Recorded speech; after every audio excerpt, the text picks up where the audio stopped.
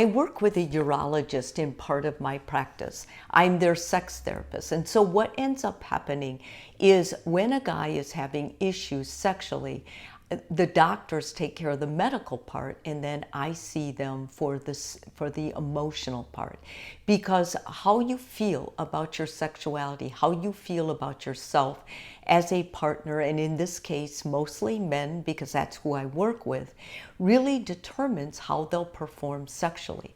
A lot of guys feel like their sexual needs are stronger than their partner, and so this makes them feel bad because they're constantly in a position of wanting, of initiating, and then getting rejected. But there's a lot of things that men don't understand. Just because they want sex, and they may even feel like they're really proficient or good performers, good at sex, there's parts of sexuality they don't understand that a woman oftentimes won't tell them. Parts of her that she won't share with them because she feels her own amount of shame. I want to go through some of the biggest saboteurs for men getting satisfied in the bedroom. Most of these have nothing to do with their performance. They're all the mental, emotional side. And that's why I'm making this video now. I'm hoping that men will watch this for themselves and then share it with their partner and ask their partner if she relates to any parts of this. Because if she can open up with something I said in a video, it's going to start a much needed discussion you need to have to improve your sexuality. The first one is any kind of negative socialization. So a lot of times men, when they're with their friends, and women, their partner is with them, they'll make comments. There's a double standard. If a woman wants sex, they may have referred to her as a whore, or they may have put her down as, being less than a guy. They don't oftentimes understand that when their partner hears them use this double standard, it affects them. They personalize it, and they may withdraw from anything. Days that they do want sex more or going after it, it may make them feel less inclined to do that because they think you may judge them for that. Secondly, overfunctioning of one of the partners.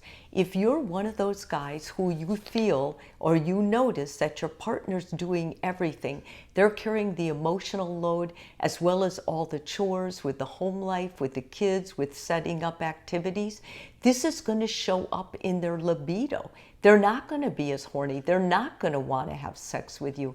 They're going to feel resentful. They're going to feel overwhelmed. They're going to feel like they are only there as your partner to sleep with, to have sex with, and yet they're not getting any of their needs met. Many women don't speak up and talk about this, but it's important that you guys understand and know about it. Thirdly, appearance, how they feel shameful about their appearance.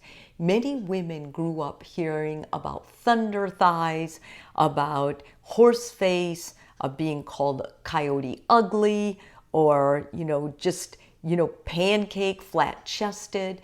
Whatever it was they grew up with hearing, maybe as their bodies were developing, that's all going to get projected onto whoever their partner is now.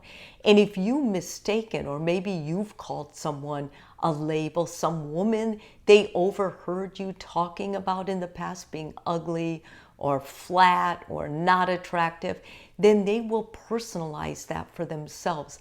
A lot of women grew up with fathers who made fun of them or teased them, or brothers, or anyone in their family, or maybe different people they dated or went to school with.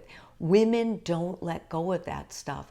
And you may tell her every day how beautiful she is, but if that's wired into her head, you're not going to be able to undo that.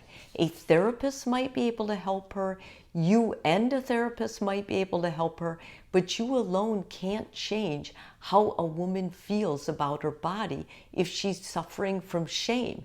And that has nothing to do with you. Basically, you're innocent of that. But until you know about it, you may continue to make mistakes or say things that you don't understand and that are making her feel worse about wanting to have sex with you. Any kind of marital or relationship discord, if there's conflict, women shut down with their libido. They don't want to have sex. They don't understand. They take things very personally. When you're more stressed, you want more sex sometimes. For a woman, it's exactly opposite. When they're stressed with anything that is, disharmonious to their own life with you, they're going to reject sex. Their libido is going to go down. Immaturity, and or if you've ever made catcalls or done any kind of degrading things for women. If you look at other women, if you Google eye other women, when you're talking to your partner, you notice your eyes are somewhere else, your wife or your partner is going to take that personally, and that's going to be held against you during sex. It's going to make you look like you're being rejected when in fact you hurt your partner with your actions. And until you're aware of that or know that, you're going to be in the dark. You're going to continue doing what you do without even knowing that those things are hurting her. So I suggest, if you see yourself in that you talk to her, that you open the discussion. Any kind of abuse, verbal, psychological, sexual, financial, physical, no woman wants to have sex with a guy who is abusive. It just doesn't work that way. Men are more physically strong, and women know that. But and so they're always kind of leery of that. They're on guard for that. And if your tone of voice or you've said anything that alludes to being physically abusive, that's going to turn her off. She wants a mature man who is sure of himself, who is confident. And it doesn't matter how good of a lover you think you are. If you're deficient in those areas, that's going to turn her off in the bedroom. Any kind of poor health, not taking care of yourself, these things are going to show up in the bedroom. Any kind of sexual trauma on her part, or maybe even your part, if you suffered that and you're trying to resolve it through being sexual, it's going to show up in your sex life. If your partner's been sexually traumatized, that's going to show up in your sex life. And it's important for you to deal with those things first before you start feeling rejected because she doesn't want you in the bedroom. I've met a lot of guys, and I talk with men, I counsel men all the time, and they don't understand why they're being rejected.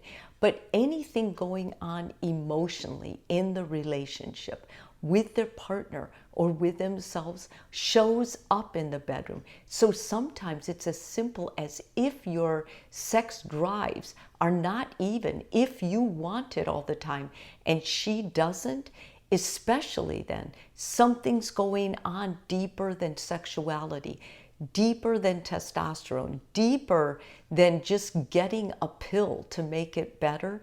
And it's exploring those things together that's going to help even it, that's going to help make sex better and greater. So this video is really to encourage you with that. If this video is helpful to you, I want to remind you, please subscribe. And if you're already a subscriber, thank you so much. I make these videos for you, and I need to know more what you need in the comments below.